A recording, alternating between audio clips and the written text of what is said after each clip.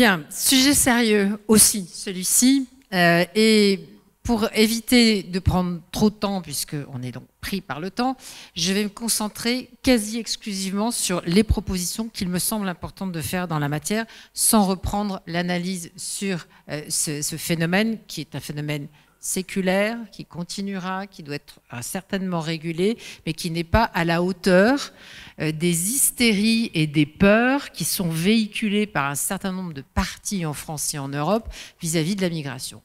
Je ferme cette partie initiale pour m'en tenir à ce que je vous ai promis, c'était m'en tenir à des propositions de solutions.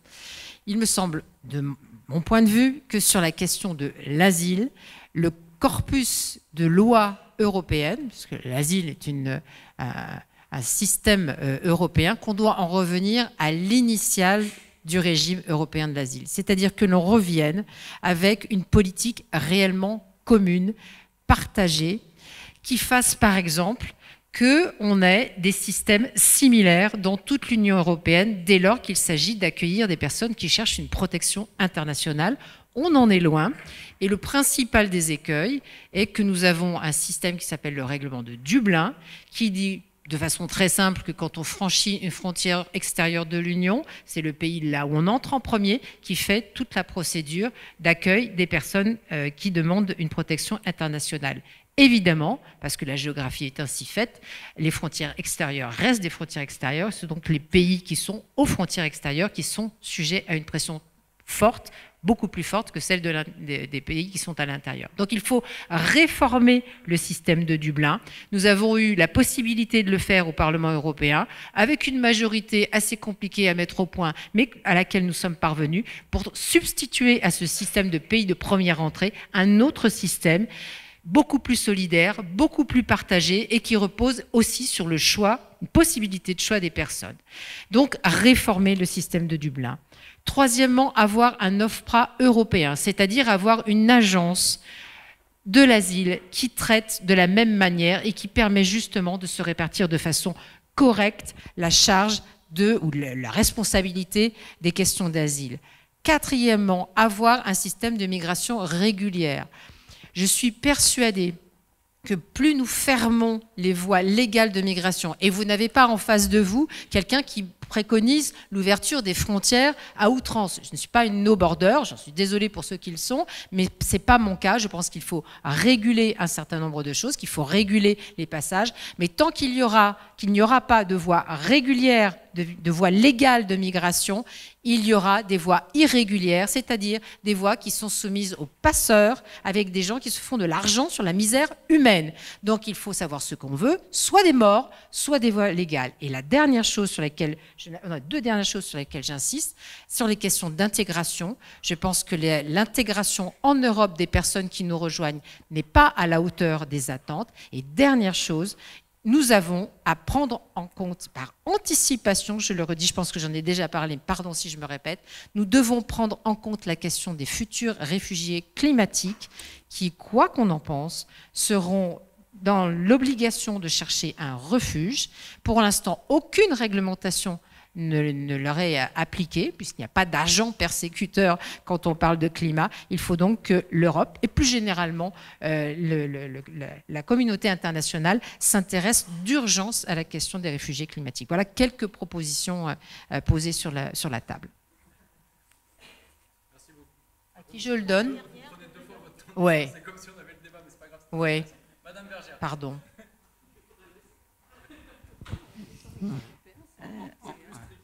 Je me rattrape là. Vous arrêtez, hein. Je vais être assez brève sur les propositions parce que je suis globalement assez d'accord avec Sylvie, y compris que nous avons beaucoup travaillé sur ces questions-là à la Commission des libertés civiles, dont nous sommes toutes les deux membres, et en général, nous proposons les mêmes choses sur ces questions, et notamment sur le paquet asile, qui vient d'être bloqué. Là aussi, vous allez dire que je suis têtue et que je suis répétitive, mais qui vient lui aussi d'être bloqué par le Conseil. Et dans lequel il y avait notamment le règlement de Dublin, dans lequel au Parlement européen, nous avons réussi à avoir une majorité de 5 groupes politiques qui va du Parti populaire européen à la gauche européenne, en passant par les Verts européens et les socialistes européens et les libéraux européens, mais que, alors que ces partis sont des partis de gouvernement, ces groupes sont le groupe des partis de gouvernement, le Conseil n'a pas suivi les propositions du Parlement européen, et je trouve ça bien dommage, y compris que la France et l'Italie, y compris dans ces gouvernements antécédents, n'ont pas été vraiment pionniers en la matière. Vous allez dire que je vous en veux, mais ça c'est une breaking news. voilà. Mais on pourra discuter de tous les détails. Moi, ça fait 10 ans, que je suis, ces questions-là, et les relations entre la Libye et l'Italie ne datent pas de M. Salvini. La question, pour moi, on ne peut pas se dispenser d'analyse du phénomène. Et on ne peut pas considérer qu'il y a le choix entre l'hystérie collective et l'angélisme des autres. Moi, je crois qu'il y a une troisième voie, qui est la voie du réalisme, de la rationalité. Cette voie du réalisme et de la rationalité, c'est de se pencher sur la réalité des chiffres. Oui, les migrations aujourd'hui sont mondiales. Elles sont mondiales, c'est un fait. Tous les pays aujourd'hui sont pays d'accueil, de transit et de départ. Tous les pays du monde, à une ou deux exceptions dans lesquelles on empêche les ressortissants de partir, mais tous les pays du monde sont des pays d'immigration et d'émigration. Il y a aujourd'hui 258 millions de migrants internationaux. Il y a 60 millions de migrants qui sont nés en Europe. 30 millions qui sortent de l'Union européenne. Au prorata de la population, ça fait quasiment 10% de la population. Il y a 36 millions de migrants nés en Afrique. Et 70% qui restent à l'intérieur de l'Afrique. 70% qui restent à l'intérieur de l'Afrique. 70% de 36 millions, à comparer aux 60 millions d'Européens. Donc de quoi on parle? Et qui sont les gens qui meurent en Méditerranée? Ce sont des gens à qui on refuse des visas. Pourquoi ils traversent la Méditerranée en payant des sommes folles aux trafiquants, en risquant leur vie? Parce qu'ils n'ont pas la possibilité de venir légalement sur le sol de l'Union européenne. Et qu'on arrête les fantasmes. Qu'on arrête les fantasmes en la matière. Non, la libéralisation des visas ne fait pas affluer massivement les gens vers l'Europe. On a libéralisé les visas de tous les pays du Balkan et on n'a pas assisté à un mouvement fantasmagorique des gens des Balkans venant vers le pays de l'Union européenne. On a libéralisé les visas, ça va être un contre-exemple. On a libéralisé les visas vis-à-vis de l'Ukraine. Aujourd'hui, la première nationalité qui arrive dans l'Union européenne, ce sont les Ukrainiens. On n'en parle jamais. C'est la première nationalité qui arrive dans l'Union européenne. Chaque année, plus de 600 000 personnes. Et où arrivent-ils? En Pologne. Ce pays qui fustige en permanence les bons migrants et les bons réfugiés et les mauvais migrants économiques. Alors que sont les premiers, et sont le premier pays de l'Union européenne à accueillir des migrants économiques. Donc moi, j'ai deux principes en la matière, et je vais arrêter. L'égalité des droits pour tous les citoyens de la planète. Il n'y a pas les privilégiés du Nord qui ont le droit de circuler à peu près partout et les malheureux qui sont nés par hasard de l'autre côté et qui, eux, n'ont aucun droit. Et la libre circulation pour tous. La libre circulation.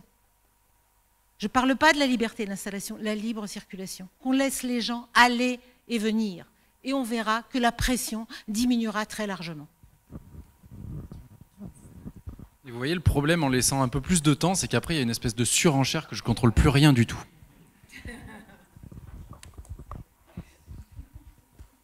Donc, on va parler effectivement de la crise humanitaire et migratoire. Moi, je vais vous dire, ça va peut-être vous étonner, parce que, étant une ancienne du Front National, je suis présidente d'une association humanitaire. Et ce que je vois en France à l'heure actuelle, il y a 1200 migrants Porte de la Chapelle, qui sont dans un état lamentable. Et j'ai honte d'être française quand je vois cela. Parce que nous sommes les pays des droits de l'homme, mais on laisse les gens comme ça, avec des rats, avec... c'est horrible ce qui se passe. Et moi, j'avais entendu M. Macron, lors de la présidentielle, dire « il n'y aura plus personne sans toi ». Eh bien, ça n'est pas le cas. Et croyez-moi, il y en a vraiment beaucoup à Paris et puis un peu partout. Alors si c'est cela, accueillir des migrants, eh bien moi je vous dis non, parce que ça n'a aucun sens. Parce que ces gens-là ont le droit de vivre dignement. Alors nous devons accueillir les gens qui sont sur notre sol, mais d'une façon digne. Et si on ne peut pas en prendre plus, on n'en prend pas plus. Mais au moins, ceux qui sont là, il faut qu'ils soient reçus dignement par notre pays. Moi, je me suis rendue, j'ai fait partie de la commission développement donc au Parlement européen, et je me suis rendue à Tambacounda, qui est une ville du Sénégal, carrefour de la migration, où nous donnons des fonds européens. Il se trouve que ce carrefour de la migration, on a mis 4 policiers. C'est vrai, hein, c'est pas des histoires.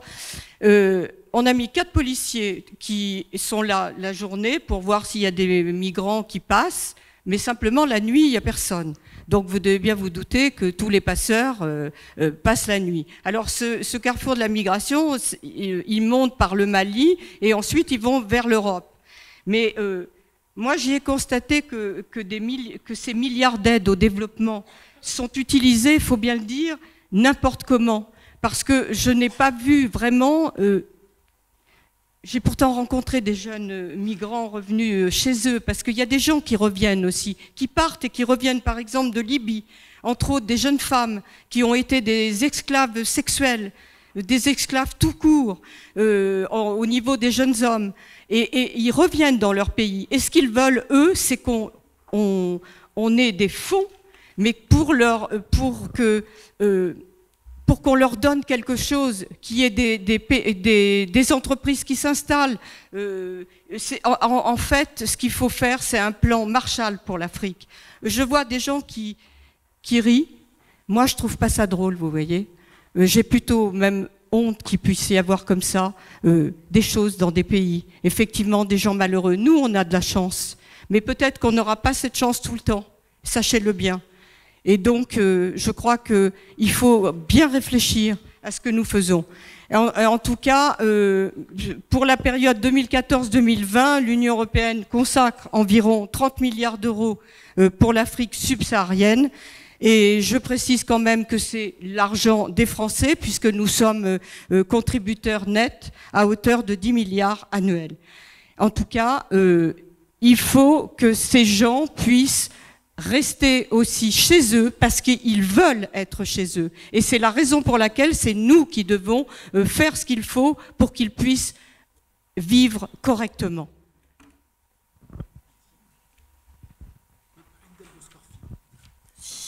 Donc sur beaucoup de points, je vais rejoindre ce qui a été dit par Sylvie Guillaume et Marie-Christine Vergiat. Et je pense que c'est une très bonne chose d'ailleurs qu'il y ait suffisamment de parlementaires européens pour régulièrement résister sur ces questions-là, faire bouger sur ces questions-là. Et d'ailleurs, le Parlement, il me semble, a été parfois très positif sur ces questions-là. Et c'est les États qui ont bloqué les parlementaires. Donc je crois qu'on peut que se satisfaire d'être d'accord sur ces questions-là. Un droit d'asile commun, évidemment, une répartition. Moi, je ne comprends pas comment on peut continuer à penser qu'il y a des pays qui peuvent s'exempter et laisser les frontières avec la mer en Italie, en Espagne et en Grèce, voir débarquer tous ces gens et nous, tranquillement dire « Ouh là là, nous, après, on ne peut plus accueillir ». Moi, si j'étais vous, Monsieur Gossi, je serais très en colère contre notre président parce que je trouve que ça a été très facile pour notre président de dire aux Italiens que c'était pas bien du tout ce qu'il faisait parce que depuis des décennies, on laisse ces gens arriver et on met effectivement des populations en difficulté sur les côtes et la France doit prendre sa part. Elle ne l'a pas pris, ça fait très longtemps qu'elle ne l'a pas pris et elle a les capacités d'accueillir. Donc une répartition et un vrai travail de répartition comme l'Allemagne l'avait proposé à un moment donné. Et là-dessus, Angela Merkel a quand même été exemplaire. Arrêter de criminaliser les ONG, ça je crois que ça serait le premier point de départ et la base, et ça c'est pareil. Et on a encore entendu récemment quelqu'un du gouvernement français criminaliser les ONG, et pour moi c'est un truc terrible. Je ne comprends pas comment on peut jouer sur cette confusion entre les passeurs et les ONG qui sauvent des gens.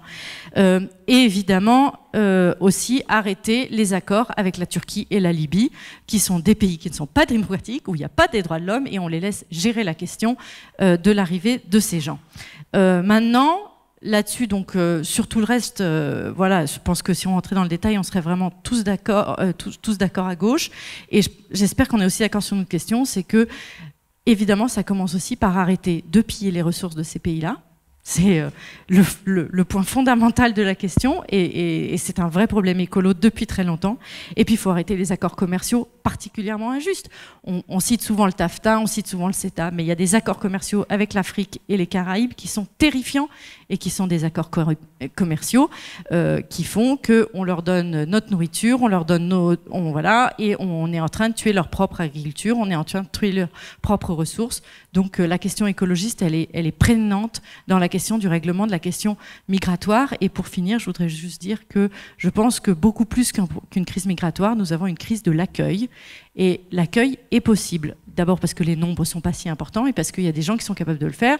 Sur la liste écolo, il y en a un, mais il y en a sur d'autres listes. Damien Carême, à Grande-Synthe, a tenté de le faire.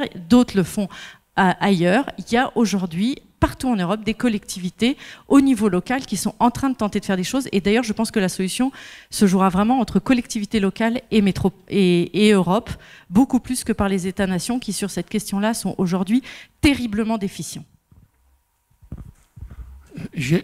En ayant été en première ligne sur toute la crise migratoire et les propositions depuis 2014, je ne pensais pas de devoir venir à Grenoble pour prendre des leçons sur ce que j'ai fait ou pas fait en tant que membre du gouvernement sur la crise migratoire. Honnêtement, c'est ça, je ne m'attendais jamais à ça. Nous avons sauvé l'honneur de l'Europe dans la Méditerranée. Le gouvernement duquel je fais partie, le gouvernement Renzi a sauvé l'honneur de toute l'Europe quand en 2013, 2014, 2015, il y avait un seul gouvernement européen qui avait le courage d'avouer une chose évidente à vous toutes, tous ce soir, trop facile après, que la question migratoire, ce n'est pas une question italienne ou grecque, c'est une question européenne. Nous avons réussi à convoquer pour la première fois de l'Union européenne un sommet spécial sur l'immigration après qu'on n'a pas arrivé à sauver 900 femmes et enfants alors qu'on a réussi à sauver milliers de vies de la Méditerranée. C'était notre gouvernement, madame, qui a convoqué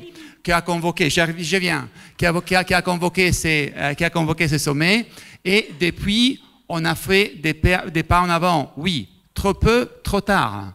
Mais sans doute, les solutions que j'ai entendues, qui étaient dans les programmes de notre présidence 2014, sont toutes bonnes. Tout ce que vous avez dit. Lisez les programmes de la présidence italienne. J'en sais quelque chose, j'étais ministre des Affaires européennes. Et toutes les propositions que vous avez faites, toutes, y compris la gestion de la migration économique régulière, hein, toutes les propositions sont là. Donc honnêtement, je n'ai pas de leçons à prendre. Sur la Libye, mais parlez avec Nicolas Sarkozy et David Cameron.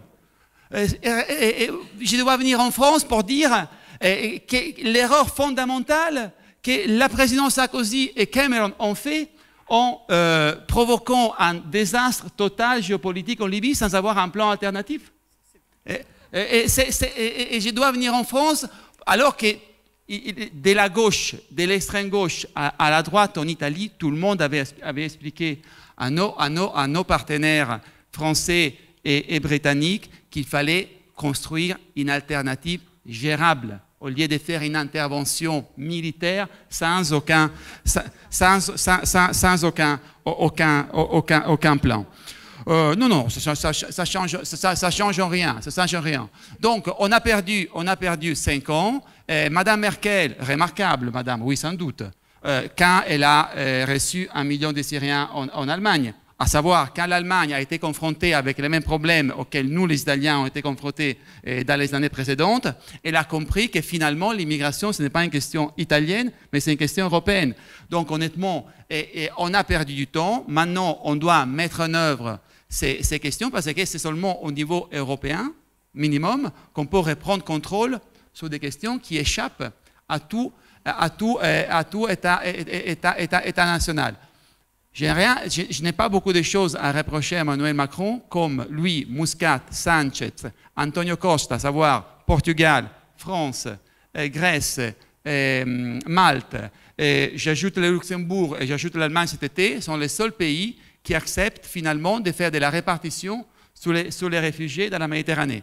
Et même sur la répartition, comme j'ai cité celui qui a mené les recours dans la Cour de justice pour faire condamner la Pologne et la Hongrie pour le fait que nous, en Italie, nous recevions 10 000 migrants par jour. Et M. Orban s'est refusé d'accueillir 700 réfugiés politiques par an. Là aussi, je n'ai pas honnêtement des leçons à prendre de qui que ce soit, surtout ici, ce soir, autour de cette table.